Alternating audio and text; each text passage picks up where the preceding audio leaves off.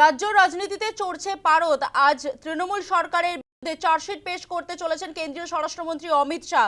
নিউটাউনে আজ সাংবাদিক বৈঠক করবেন তিনি এবং তারপরেই 38 পাতার চার্জশিট পেশ করতে চলেছেন অমিত শাহ। জানা যাচ্ছে রাজ্য সরকারের বিরুদ্ধে একাধিক অভিযোগে প্রেক্ষিতে চার্জশিট পেশ করতে চলেছেন শাহ। বিধানসভা কেন্দ্র অভিযোগপত্র প্রকাশের পর এবার গোটা রাজ্যের নিরিখে চার্জশিট পেশ করতে চলেছে বিজেপি।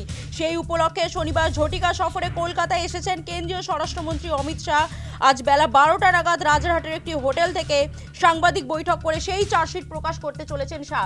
রাজারহাট নিউটাউনে সেই হোটেল থেকে সরাসরি রয়েছেন আমাদের প্রতিনিধি স্বপ্না ঘোষ। স্বপ্না, গত 15 বছরে পশ্চিমবঙ্গের কি হাল সেই বিষয়ে আজ চার্জশিট পেশ করতে চলেছেন কেন্দ্রীয় স্বরাষ্ট্রমন্ত্রী অমিত শাহ। সেই চার্জশিটে ঠিক কি কি দুর্নীতির কথা উল্লেখ থাকতে পারে বলে জানা যাচ্ছে? স্বপ্না।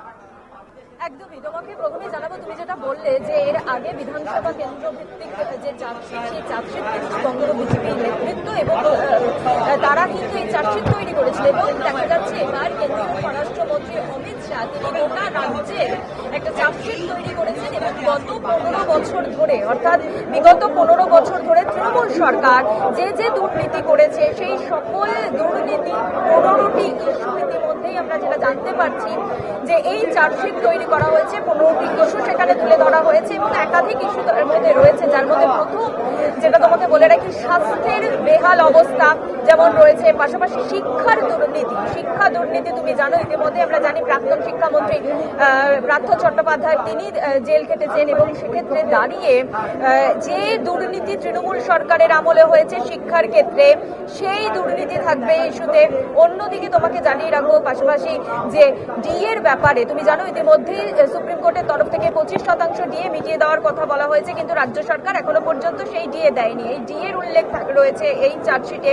পাশাপাশি তোমাকে জানাবো যে বিভিন্ন আমরা দেখেছি দীর্ঘদিন শিক্ষকরা যে রাস্তায় আন্দোলন করেছে, পথে নেমেছে, সেই দুর্নীতি রয়েছে এবং একাধিক ইস্যু, আরজিকর কাণ্ড যেমন রয়েছে, অর্থাৎ আরজিকরে যে চিকিৎসকের খুনের ঘটনা ঘটে, ধর্ষণ করে খুনের ঘটনা ঘটে, সেই বিষয় যেমন রয়েছে, কসবা ল কলেজের যে গণধর্ষণের ঘটনা সেই বিষয় রয়েছে, আনন্দপুরের ঘটনা রয়েছে এবং পাশাপাশি তোমাকে জানিয়ে রাখবো যে একাধিক দুর্নীতির মধ্যে 15টি ইস্যুকে সামনে রেখে আজ কেন্দ্রীয় স্বরাষ্ট্রমন্ত্রী অমিত শাহ তিনি এই চার্জশিট তৈরি করবেন। আমি একবার শ্রীকান্তকে বলবো একবার স্টেজটা দেখাতে, যে এখানেই কিন্তু আর কিছুক্ষণের মাত্র অপেক্ষা। এখানে কেন্দ্রীয় স্বরাষ্ট্রমন্ত্রী অমিত শাহ তিনি আসবেন এবং এখান থেকেই তৃণমূল সরকারের বিরুদ্ধে যে চার্জশিট সেই চার্জশিট তিনি প্রকাশ করবেন। ইতিমধ্যেই তোমাকে জানিয়ে রাখি যে দিলীপ ঘোষ তিনি চলে এসেছেন, বিজেপির রাজ্য সভাপতি শ্রমিক ভট্টাচার্য এসেছেন, লকেট চট্টোপাধ্যায়, অর্থাৎ বিজেপির বিজেপির যে শীর্ষ নেতৃত্ব তারা কিন্তু আসতে শুরু করেছেন।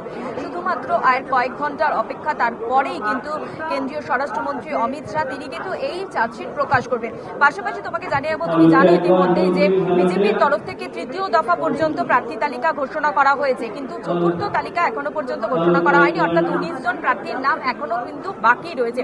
সেক্ষেত্রে বিজেপি সূত্রে যে খবর আমরা পাচ্ছি, একটা বড় চমক কিন্তু এই তালিকায় থাকতে পারে, অর্থাৎ 19 জনের যে নাম, 19 জন যে প্রার্থী তালিকা এখনো পর্যন্ত বাকি রয়েছে, সেক্ষেত্রে দাঁড়িয়ে একটা বড় চমক এবারও বিজেপি দিতে পারে। আমরা দেখেছি 3য় তালিকায় একটা বড় চমক ছিল, যেখানে অভয়ের মাকে পানিহাটি কেন্দ্র থেকে দাঁড় করানো হয়েছে।